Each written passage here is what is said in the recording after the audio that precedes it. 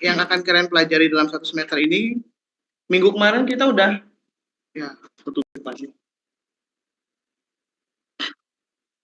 minggu kemarin kita udah bahas tentang pengantar dari bisnis intelligence ya.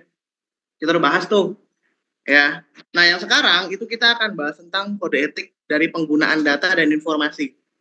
Kita akan bahas dulu tentang kode etiknya. Kenapa saya bahas di pertemuan kedua tentang kode etik masalah data dan informasi? Karena jangan sampai nanti kalian mengolah data, menganalisa data, bukannya dapat apresiasi dan bukannya dapat analisa yang baik, malah dapat tuntutan. Paham ya? Oke, nanti pertemuan 3 kita akan bahas tentang sistem informasi dan pengolahan data. Ya, kemudian nanti di pertemuan 4 dan 5 kita akan bahas tentang metodologi pengembangan sistem di dalam big data itu kayak gimana. Ya, itu lumayan panjang, metodenya lumayan banyak. Nanti kita akan bahas yang paling common saja, yang paling sering digunain. Oke. Kemudian manajemen proyek sistem informasinya kayak gimana? Ya, manajemen proyek sistem informasi di dalam big data, dalam bisnis intelligence itu sendiri. Ya. Nah, berikutnya kita akan bahas tentang keamanan dari sistem informasi di dalam business intelligence. Karena ini akan bersinggungan dengan pertemuan yang sekarang.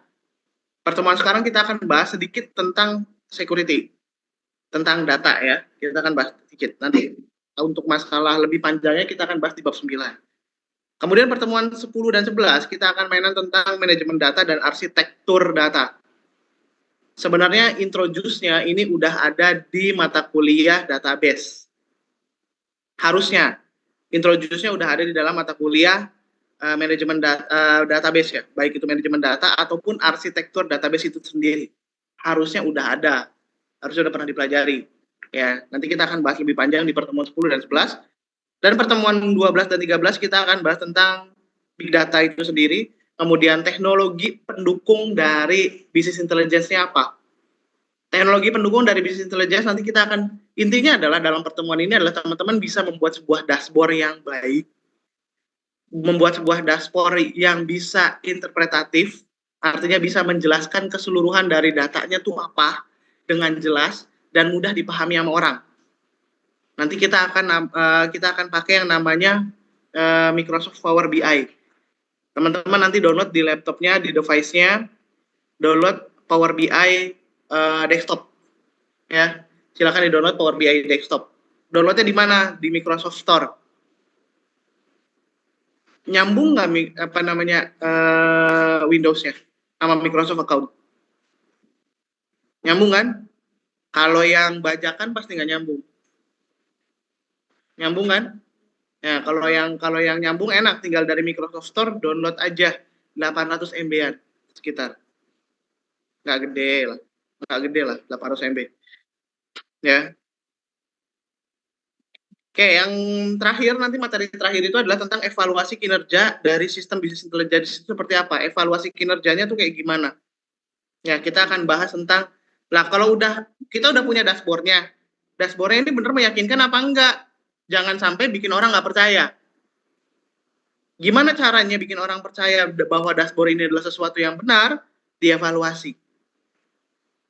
Paham nggak maksudnya? Kita evaluasi. Apa yang harus dievaluasi? Akurasinya misal, nilai errornya, kepresisiannya. Nanti kita akan bahas di evaluasi. Evaluasi juga bahasannya lumayan panjang. Ya, makanya kita butuh 2 pertemuan, 14 dan 15. Selesai. Sampai sini selesai. Ya udah pertemuan 15 ya. Ini adalah RPS yang saya buat untuk teman-teman semua ya. Maaf, CPL dan CPMK-nya. Nah, di dalam CPL Prodi, ini CPL Prodi untuk Business Intelligence itu ada 4 CPL di Prodi. Yaitu mampu memahami menerapkan kode etik dalam penggunaan informasi. Kenapa saya tadi di pertemuan ini akan menjelaskan tentang kode etiknya? Karena di capaian program studi ada capaian sikap yang harus kalian dapatkan. Yaitu ada di CPL 5. Capaian program studi ini ada 8 capaian, teman-teman. Yang harusnya kalian akan dapatkan nanti sampai semester 8. Ya. Jadi setiap mata kuliah itu punya capaiannya tersendiri. Ya, nggak beda-beda. Pasti beda-beda, nggak mungkin sama capaiannya. Nah, capaiannya itu yang harus punya kode etiknya, baik dalam menyampaikan informasi, mengambil data, mengimplementasikan sesuatu, menggunakan sebuah sistem, itu ada kode etiknya. Makanya di sini saya cantumkan kalian harus paham tentang kode etik tersebut. Ya. Lalu yang capaian ke-6 itu adalah teman-teman paham tentang nilai norma etika. Nah, makanya di pembahasan ini juga nanti kita akan bahas tentang, kalau kode etik udah pasti ya, itu akan ngebahas tentang etika, hukum, kebiasaan dari rakyat setempat atau dari sebuah wilayah. Sudah pasti. Budaya. Udah pasti. Ya, itu udah pasti. Nah, tunjukkan sikap bertanggung jawab kalian. Jangan sampai nanti kalian katakan lo otaknya jenius. DBI keren. Etikanya nol, dikepretin orang. Percaya. Mau sejenius apapun kalian, etikanya nggak ada, attitude kalian buruk, nggak akan dipakai sama orang. Percaya. Tapi walaupun bahasanya kalian ya kemampuan untuk soft skill hard skillnya biasa-biasa aja, tapi bisa ngerjain ini, bisa ngerjain itu, bisa. Tapi attitude-nya baik, walaupun nggak jenius amat, pakai sama orang. Paham ya? Makanya itu nanti kita tuangkan di sini. Nah, yang berikutnya adalah teman-teman bisa. Nah, itu tadi soft skill yang harus teman-teman pahami. Jadi dalam pembelajaran ini saya membagi menjadi 2 soft skill dan 2 hard skill. Kenapa saya bagi 2 soft skill dan 2 hard skill? Loh, di luar negeri malah berbanding terbalik. Soft skill-nya itu lebih banyak daripada hard skill. Kenapa? Karena soft skill itu adalah karakter dan watak dari seseorang yang harus ditempa.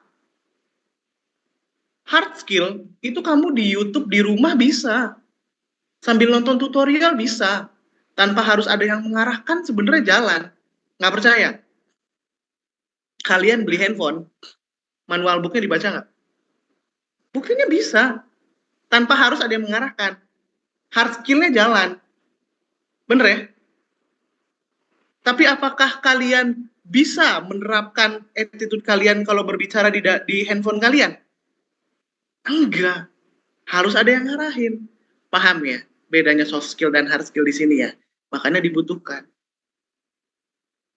Ya, karena saya ngincernya loh kiblatnya dulu Pak Nadiem itu kiblatnya adalah Finland ya. Kiblat pendidikan Indonesia itu adalah Finland. Finlandia itu adalah nomor 1 pendidikan di dunia. Yang anak sekolah cuma 2 jam. Keren ya? Anak sekolah cuma 2 jam. Apakah disampaikan semua hard skill-nya sekolah anak 2 jam? Enggak. Yang disampaikan di sekolah itu adalah tentang soft skill. Hard skill anak-anaknya suruh belajar sendiri. Tapi kok bisa SD bisa ngoding? Nggak nanya-nanya tuh gitu sih. Kok bisa anak SD bisa ngoding, bisa bikin roket? Bisa sekeren itu, walaupun sekolah cuma 2 jam. Kita sekolah SD berapa jam? Dari jam 7 sampai jam 11 lah, katakan jam-jam. Ya, SD dulu jam 7 sampai jam 11. 3 jam, 4 jam sekolah SD dulu. Bisa bikin roket?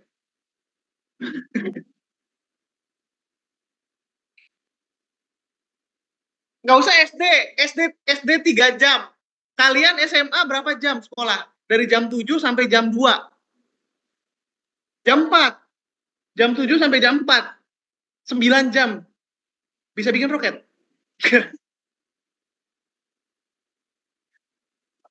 SD loh ini, anak SD yang sekolahnya cuma 2 jam, kerjaannya explore, main, bisa bikin roket, Mas. Bisa bikin codingnya buat roketnya, bisa bikin prototipenya, bisa bikin codingnya. Yang sekolah cuma 2 jam. Apa yang bisa didapatkan esensinya dari sana? Kemauan untuk belajarnya. Paham nggak? Kemauan buat belajarnya. Masalahnya di Indonesia kemauan buat belajarnya kecil, rendah. Kenapa? Karena dikit-dikit nggak boleh. Doktrin otaknya itu adalah dikit-dikit nggak boleh sama orang tuanya. Nggak boleh nanti kotor. Nyemplung kali, nggak boleh ntar kotor. Biarin aja nyemplung dia sendiri, kotor-kotor dia sendiri, suruh mandi beres. Tapi dia tahu bahwa, tapi nantinya dia akan punya pengalaman bahwa Oh iya ya, capek gue kalau masuk kali, kudu mandi 2 kali, bau soalnya. Punya pemikiran itu nantinya anaknya. Biarin aja. Jadi doktrinnya tuh jangan sekarang. Anak sekarang dikit-dikit ditakut-takutin, dikit-dikit dimarahin. Doktrinnya itu nggak yang tadinya dia pengen eksplorasi kehambat. Bener nggak? Kehambat yang tadinya pengen eksplorasi.